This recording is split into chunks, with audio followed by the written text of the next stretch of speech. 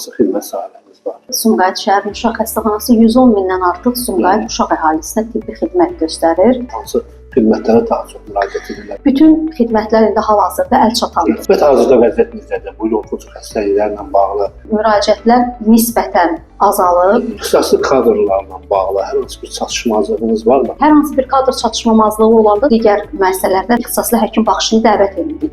Yəqin ki, 2024-cü ildə hansı yeniliklərə imza atmışsınız? Artıq müəssisənin bütün şöbələri formalaşır. 2025-ci ildə uşaq xəstəxanasında hansı yeniliklərin həyata keçirilməsi nəzərdə tutulur? Multidisiplinar yanaşma kimi hər bir xəstəyə yanaşma nəzərdə tutulur. Bizim qarşımıza bir həkim kimi o öhdəlikləri qoyur. Hər vaxtınız xeyir əziz izləyicilər. Can həkiminin bu dəfəki buraxılışında uşaq sağlamlığından danışacağıq. Elə bu məqsədlə studiyamıza qonaq da dəvət etmişik. Qonağımız Sumqayıt Tibb Mərkəzinin Uşaq Xəstəxanasının baş həkimi Əsmə xanım Hüseynovadır. Əsmə xanım, xoş gəldiniz. Xoş gördük Ramin müəllim.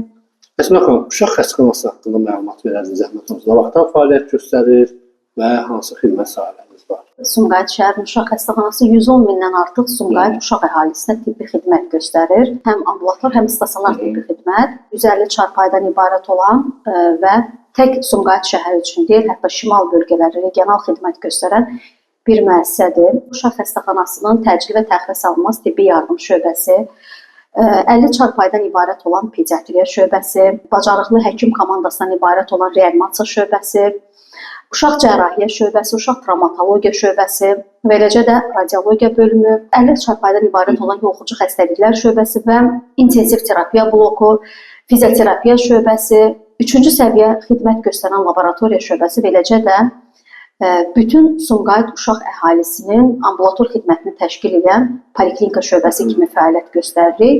İlkin hərbi qeydiyyatın aparılması məsələsində, uşaqların sağlamlıq haqqında arayışlarının verilməsində, sağlamlıq imkanları məhdud uşaqların əlilliyinin qiymətləndirilməsində Uşaq Xəstəxanasının ambulator xidməti, poliklinik xidməti çox böyük rol oynayır. 2024-cü il ərzində bir tək təcili və təxirə salınmaz tibbi yardım şöbəsi 36458 nəfər ambulator xidmət qəbul edir. 2024-cü il ərzində bizim Uşaq Xəstəxanasına 7796 nəfər xəstə stasionar müxtəlif şöbələrdə xidmət alıb və eləcə də ambulator xidmət 178 minin üstündə olub. 2024-cü il bəli, ambulator müraciətləri götürülür. Xidmət isə 1 milyondan artıqdır ambulator xidmət. Ötən il ərzində uşaq xəstəxanası 2024-cü il ərzində Sumqayıt Uşaq Xəstəxanasının ambulator xidməti 1 milyonun üstündə olub. Bəli. Bu onu göstərir ki, uşaq xəstəxanası çox böyük həcmli. Təxminən aya 100 min xidmət. Bəli.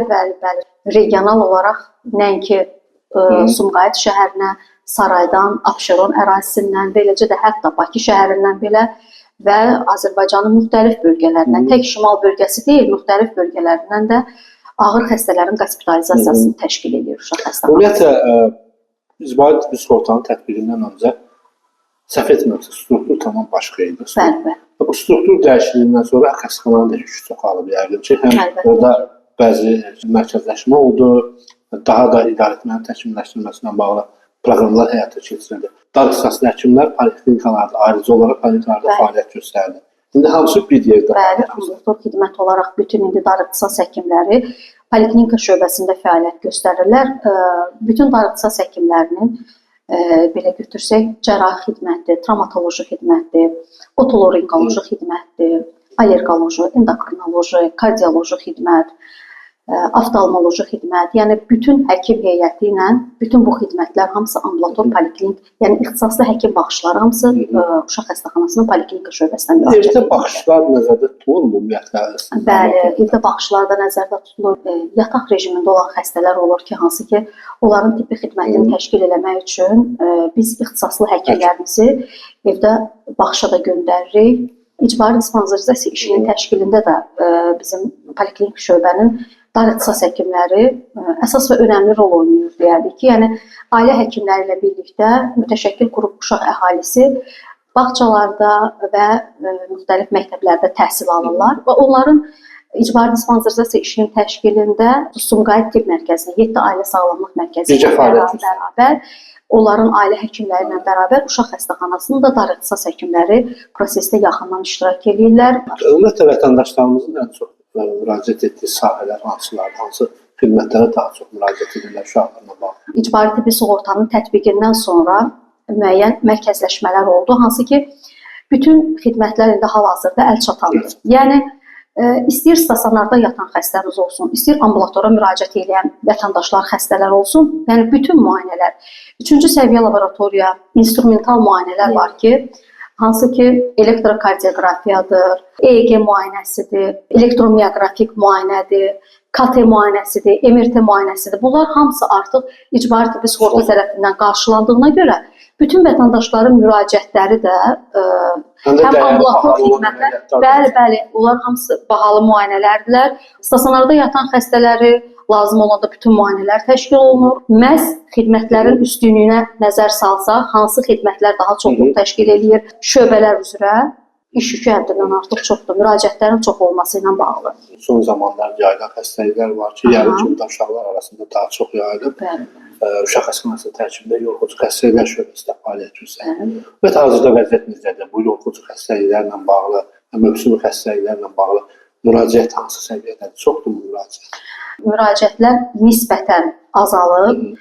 Daha çox müraciətlərin çoxluğu təşkil edir adətən noyabr ayından fevral ayına qədər. Sentyabr ayından sonra uşaqlarda təhsillə bağlı kontaktlar artdıqca xəstələnmə halları daha çox olur və ona görə də 3-ə, 4-ə qədər ailə sağlamlıq mərkəzləri fəaliyyət göstərdiyi üçün 3-dən 4-dən sonra birbaşa bütün yükləmə Sumqayıt Uşaq Xəstəxanasının təcili yardım bölməsinin üzərinə düşür və oradan da triyajlanır bizim xəstələrimiz və bəli, çeşidlənir xəstələr və rotavirus infeksiyalarının kəskinləşmə dönəmi var, süd çəyinin var, yoluxucu xəstəliklərdən, qızılcıq kimi xəstəliklərin. Son zamanlar böyüklər arasında da yayılır, uşaqlar arasında da var. Qızdırma ilə müşayiət olundu. Bəli, son zamanlar virus boğaz ağrısı ilə müşayiət olunub. Söhbət hazırda bu virus infeksiyalarından gedir ki, bunun azalma varmı yoxsa? Hospitalizasiyada da görürük, acilə müraciətlərdə də görürük ki, nisbətən azalmalar müşahidə olunur. Bəli. Təbii ki, pasiyentlərlə, vətəndaşlarla tibbi personal çalışır. Tibbi personalın peşəkarlığı da çox önəmlidir. İxtisaslı kadrlarla bağlı hər hansı bir çatışmazlığınız varmı? Varsa bu problemlər necə aradan qaldırılır? Hər hansı bir xəstənin müraciət edən zaman müalicəsini təşkil edə bilən bütün kadrlar var. Hər hansı bir kadr çatışmamazlığı olanda da biz Sumqayıt Tibb Mərkəzinin tabeliyində olan digər müəssisələrdən xəstə xidmətləri bölməsinə müraciət edərək digər müəssisələrdən hər hansı bir ixtisaslı həkim baxışını dəvət edirik. Endokrinoloji xəstələrin yükləməsindən çox əziyyət çəkirik. Bir endokrinoloq olduğuna görə 100-dən artıq şəkərli diabet xəstələrinin idarə olunması, onların təminat məsələləridir. Daha sonra uşaqlar arasında yayılan piylənmədir, qalxana bənzər vəzin xəstəliklərdir. Yəni kömək üçün həkim endokrinoloqumuz da olsa çox yaxşı olar. Həkim uşaq uroloqu olsa, hal-hazırda uşaq travmatoloqumuz var. Sadəcə olaraq xidmətimizdə hardasa sıxlıq yaranır. İzləyicilərimizin nəzərinə çatdırım ki, uşaq xəstəxanası 18 yaşa dək olan şəxslərə xidmət göstərir. 18 yaşdan sonra isə Sumqayıt Tibb Mərkəzinin tabeliyində olan digər xəstəxanalara müraciət edə bilərlər. Yəqin ki, 2024-cü ildə hansı yeniliklərə imza atmışsınız uşaq xəstəxanası olaraq? Artıq müəssisənin bütün şöbələri formalaşıb, bütün həkim heyəti, tibbi personalı, icbari tibbi sığortanın tətbiqindən sonra isə xidmətlərdə yenilənmələr baş verdi. Hansı ki, 3-cü səviyyə laboratoriyanın qurulması, yeni növ stasionar rengen aparatı ilə təmin olunmaq, LOR Combine endoskopik müayinə aparatı ilə təmin olunması. Belə tibbi avadanlıqlar təchizatında da yenilənmələr. Bəli, tibbi avadanlıq təchizatında yenilənmələr həkimlərin işini daha çox asanlaşdırır. Hər hansı bir xəstənin müalicəsinə, müayinələrini, instrumental laborator müayinələrini təşkil edib, protokola əsasən müalicəsinin aparılmasına çox yaxşı təsir edir bütün bu müayinələr. Lakin daha belə deyək, mürəkkəb cərrahi əməliyyatların icra olunması 2024-cü ildə digər illərə nisbətən daha aktivlik təşkil elədi. Deməli, Həkim Məsləhət Komissiyasının regional olaraq Uşaq Xəstəxanasının uşaq xəstəxanasında yaradılması Bu oldu. regional olaraq deyəndə hansı ərazilər nəzərdə tutulur? Bəli, deyim sizə, Abşeron ərazisi, Xızı və eləcə də Qubadlı rayon ərazisi, həkim məsləhət komissiyaları, sağlamlıq imkanları məhdud olan uşaqların əlillik vəziyyətlərinin qiymətləndirilməsi və onların sənədləşmələrinin Əmək və Əhali Sosial Müdafiə Nazirliyinin alt sistemə ötürülməsi və regional olaraq bunlar hamısı Sumqayıt şəhər uşaq xəstəxanasının həkim məsləhət komissiyasında birləşdirildi. Son 2024-cü il ərzində Sumqayıt şəhəri regionlardan, bölgələrdən ağır xəstələrin təxliyələrini qəbul edərək heç bir ölüm hadisəsi vermədən reanimasiya şöbəmizə alaraq müayinələrini, müalicələrini təşkil edərək növbəti etap müalicələrində də şöbələrimizə köçürdük və heç bir letallıq vermədən xəstələri öz regionlarına, bölgələrinə yola salmışıq. Və nəzərinizə çatdırım ki, 2023-2024-cü illər Sumqayıt uşaq əhalisi arasında qızılca xəstəliyinin daha çox aktiv yayılması ilə bağlı bir il olaraq yadımızda qaldı. 50 çarpayıdan ibarət olan yoluxucu xəstəliklər korpusu və eləcə də onun intensiv terapiya bloku və reanimasiya şöbəmiz bütün Sumqayıt uşaq ağırlaşmış formada olan qızılca xəstələrinin müalicəsini yüksək peşəkarlıqla həyata keçirdi və çox qürur verici formada deyə bilərəm ki, Sumqayıt şəhəri bütün bu qızılca infeksiyası dönəmində bir nəfər olsun belə uşaq ölümü vermədi. Təbii ki, bunu biz Ailə Sağlamlıq Mərkəzində çalışan həkim pediatrlarımızın və eləcə də Sumqayıt uşaq xəstəxanasında çalışan həkim infeksionistlərimizin, təcrübə təxris almaz tibbi yardım şöbəmizin həkimlərini və eləcə də ən əsas ağır yükü götürən intensiv terapiya bloku və reanimasiyada çalışan həkimlərimizin zəhməti hesabına əldə elədik. Əsmə xanım, 2025-ci ildə uşaq xəstəxanasında hansı yeniliklərin həyata keçirilməsi nəzərdə tutulur? Xidmətlərin sayı artdıqca, müraciətlərin sayı artdıqca, artıq multidisiplinar yanaşma kimi hər bir xəstəyə yanaşma nəzərdə tutulur. Bizim qarşımıza bir həkim kimi bu öhdəlikləri qoyur. Ona görə də müəyyən tibbi avadanlıqlarla təminat məsələləri daha ön plana çıxır və bunlar da yaxın gələcəkdə nəzərdə tutulur. Yəni ki, problemlər də yox deyil. Təbii ki. Hazırda hansı problemlər mövcuddur? Bu qədər xidmət olan yerdə, bu qədər iş olan yerdə və ildə müraciət və xidmətin sayı artan yerdə təbii ki, problemlər olacaq və əgər biz bildirsək ki, heç bir problemimiz yoxdur, bu artıq real səslənməz və səmimi olduğumuz bilinməz. Ancaq bu sıxlıqlar nəticəsində, bu qədər artıq müraciətlər nəticəsində yaranan növbələrdir və çox da istəyərdik ki, gələcəkdə növbə məsələlərinin bir elektron versiyası təmin olunsun və vətəndaşlar da rahat formada xidmətini ala bilsinlər, həkim də rahat formada vətəndaşa xidmət göstərə bilsin. Effektiv nəticə ilk növbədə vətəndaş məmnunluğunda öz əksini tapmalıdır. Bəli. Siz özünüz uşaq xəstəxanasının fəaliyyətini necə qiymətləndirirsiniz? Biz bütün kollektiv olaraq fədakarcasına, uşaq əhalisinə, mehribanlıqla, görəliliklə deyərdik ki, 95% hallarda məmnunluq müşahidə olunur. İxtisasca pediatr. Bəli. Baş həkim olaraq deyil. İxtisasca bir həkim pediatr olaraq Esra xanımın 2025-ci il üçün hədəfi nədir?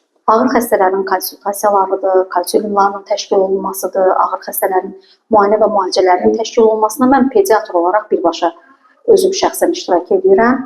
Xəstəni müalicə edib evə yola saldıqda biz hamımız bir həkim olaraq çox xoşbəxt oluruq. Öz qarşımda duran əsas məsələlərdən biri və önəmlisi o uşaqların müalicəsində bilik və bacarığının artırılmasıdır. Sonda ənənəvi bir sualımız var. Veriliş olaraq bizə təklifiniz nədir? Sizə bir təşəkkürümü bildirim ki, yaxşı ki, bu cür bir layihəni ərsəyə gətirmisiniz. Təklif olaraq bildirərdim ki, xəstələrlə həkimlər arasında bir yaxın bir bağın qurulmasına xidmət istiqamətində inkişaf etdirmək mənə gəlir ki, mənim təklifimdə çox yaxşı olardı.